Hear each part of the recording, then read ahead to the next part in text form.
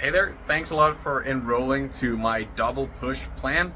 I am super excited for you to improve your skating, your double push, your strength, your fitness over the next 10 weeks.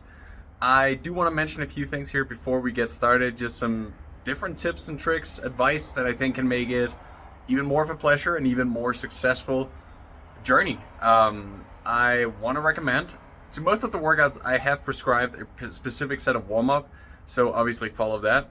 But if not, then do a good 10 to 30 minutes of warm up depending on the intensity of the session. So it's a big session. I would do 30 minutes where you divide that in three. So the first 10 would be cardio, so easy jog or an easy bike ride. Then the next 10 would be dynamic stretching. So classic stretching, but short holds so you don't get too lazy in your muscles.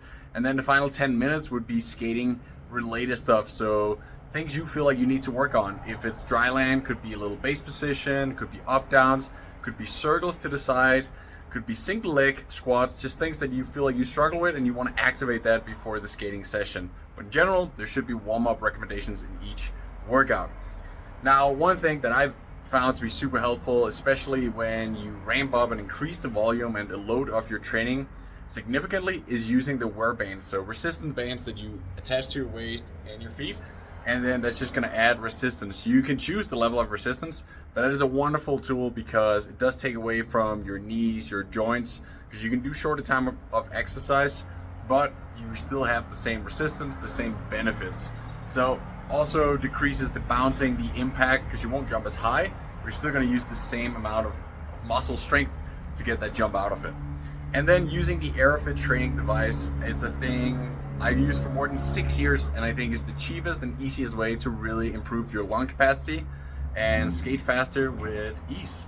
So I'll leave some links to those two below here that you can try out and add those to the training routine if you want to. The workout plan itself is obviously 10 weeks, and there will be 5 to 6 workouts per week. If you feel the need to slow it down, say do 4 per week, you're perfectly fine to do that. You can just make the whole training plan last 12, 14, 16, 20 weeks if you'd like to.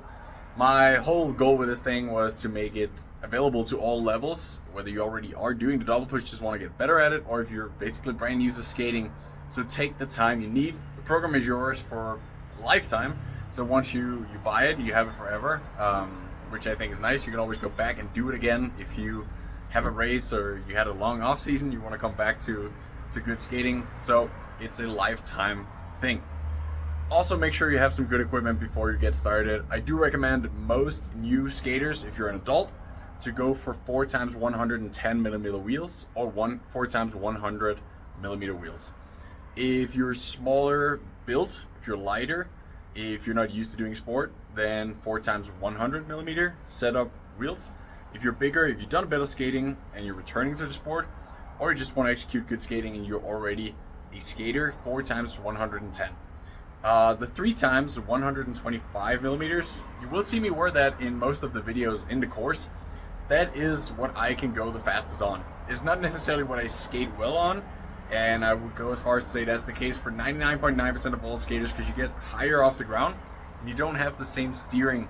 So I do recommend 4-wheel frames, 4-wheel setups, but obviously if you're aiming to set a PB, if you want to go as fast as you can in the marathon at the end of this, you should get used to the 1 or 3 times 125 millimeters, because if you do gain the angle strength, that is simply like having a higher gear and it's easier maintaining cruise speed. So that will probably, if you master all these different technical drills we're going to go through over the next months, that will be faster. So I would recommend starting out with 100 millimeters or 110, 4-wheel setup, and then moving on to a 3 times 125. Now, if you have any additional questions as we go through this whole thing, feel free to DM me on Instagram, Victor Thorup, or even my email address, victor.thorup@gmail.com, and I'll make sure to come back to you with a good answer. And I think that's all there's left to say. I just really hope you're going to have a good time using this training plan, and I'll see you at the end of it in 10 weeks' time.